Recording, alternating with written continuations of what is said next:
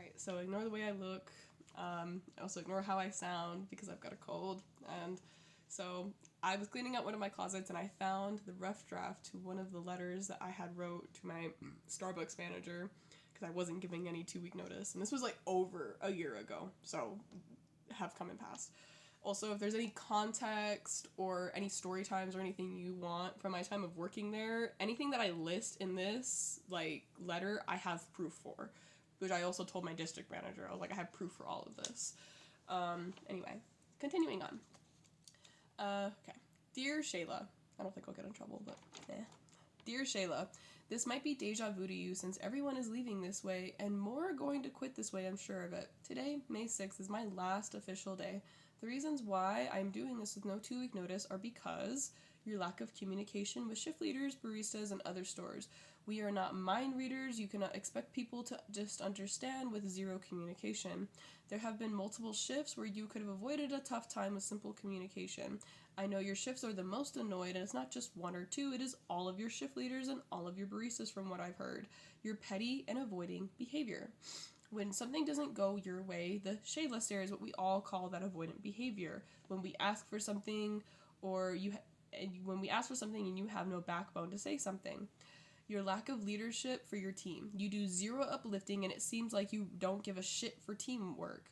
You certainly try to put the me in team with your selfish personality, trying to push us to do the most with giving us the least. I do not think I have ever heard you say thank you or I appreciate your hard work often enough to even remember it. Your lack of confidence in important things like safety in the workplace. Allowing dangerous people that have harassed our customers take pictures of our young customers. Allowing discriminatory people like a Nazi that would come through our drive-thru flashing us multiple times. People that have shown their disturbing behavior towards your barista, such as flirting and stalking. And I, out of another barista, 2 baristas, me one of them, had to deal with stalking situations. So you have shown that you do not care for your barista's safety by allowing these people to continuously come back. Anytime that you would try and deal with it, I've noticed that you personally don't deal with it. You try to get someone else to do it. And then all in bold, we notice these things, all of us. We all talk about your lack of management and care. This is full-on disrespect, not only to me, but to everyone who's unfortunate enough to have to work here. I really hope that you can reflect on your actions, but then again, that's a tough one for most people to do. Since they have to admit that they were wrong, and something tells me you're going to have a hard time doing that since you're wrong often. And you have not made any progress with your incorrect behavior. But I truly wish you the ability to self-reflect so that maybe one day you can be better. And for the love of everything, do not be sorry.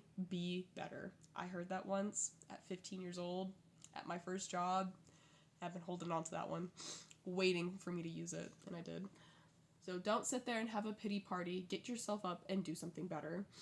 For some of my last official business, I expect all of the sick time that I put into the book to be honored.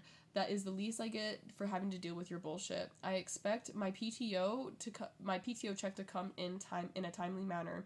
I do not want to have to talk to you again, and trust me, you will hear from me if I do not get it promptly or the full amount that I have calculated. So I suggest not cutting corners like you have in the past, and she did with other baristas.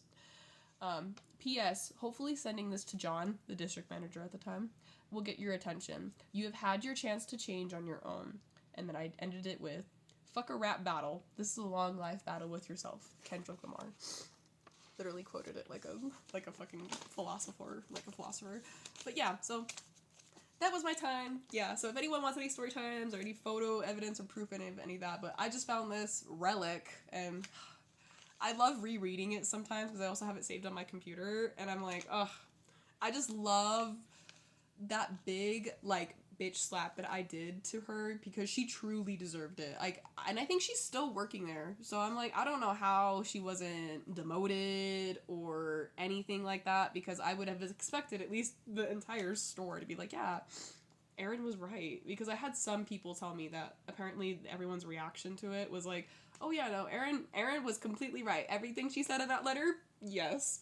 So I'm assuming something happened, but not big enough to get her fired or demoted or anything like that. So, yeah.